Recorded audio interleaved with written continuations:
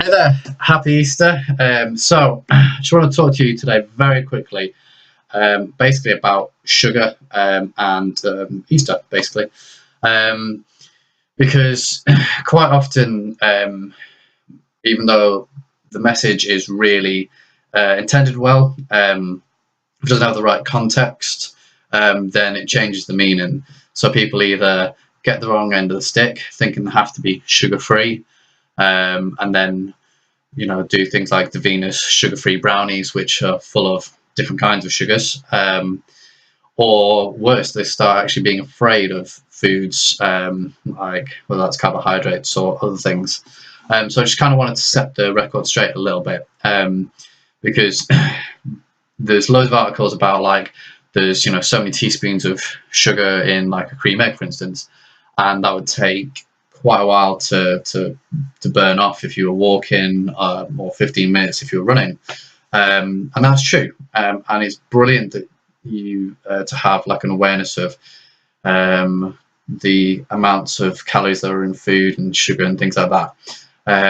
But it can be a little bit misleading as well, because although when it comes to weight loss, calories are the main component.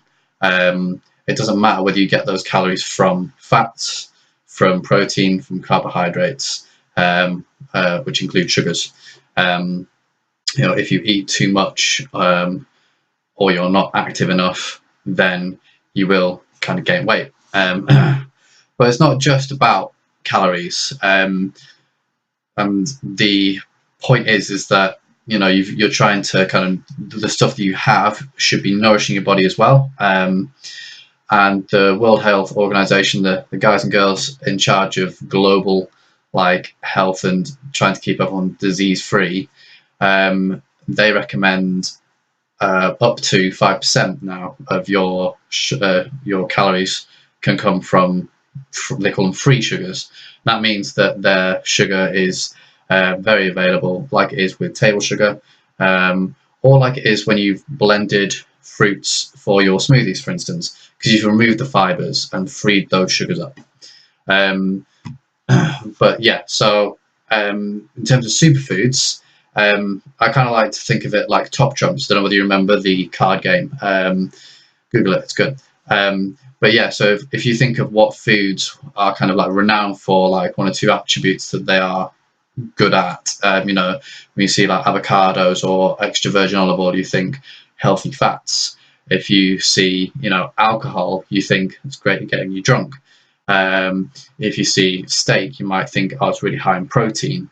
But the thing is that sugar's superpowers are kind of almost like forgotten. So the three main superpowers that sugar has are taste. That's why it's added to so many foods by manufacturers, because it makes things taste good. Even like the diet foods, which are low in fat, that's why they have sugar in them sometimes, just like they'll do with salt to try and make it taste better. Performance, it's one of the best things on the planet for improving performance.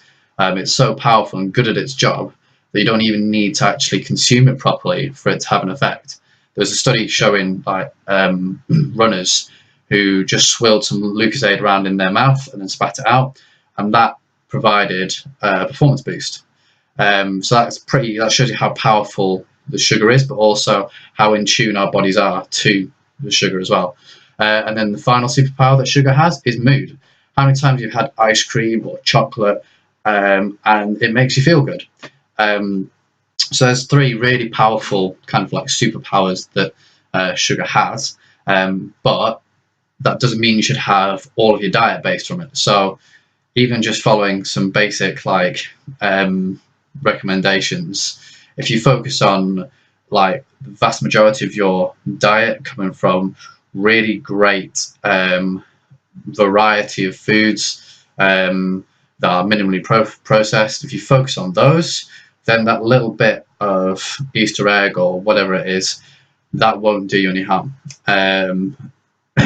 Then in terms of, if you've got a full kitchen of like Easter eggs and things like that, 'cause you've gone a bit crazy, portion it out, treat it like anything else. So if you know that you can only have an egg a day or whatever, then you can do that. And they've got sell-by dates on them, and most of them will last well into next year. Most of our eggs won't be eaten until after tomorrow anyway, because we're going to be rolling them down the hill and aving them, which is a nice little Lancashire tradition for you.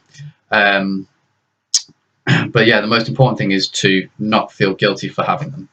And then another thing to help in terms of like calorie balance and things like that and health is get active.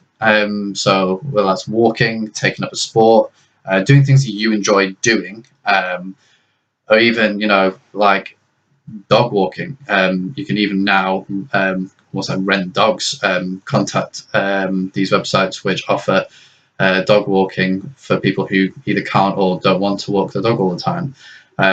Most of these ones are free to do, or park runs, things like that. These are all really good ways of getting active and kind of providing that bit of balance to your lifestyle. Anyway, I'm going to leave you with that. If you've got any questions, then please do get in touch. And yeah, hope you've enjoyed the rest of your Easter. Bye.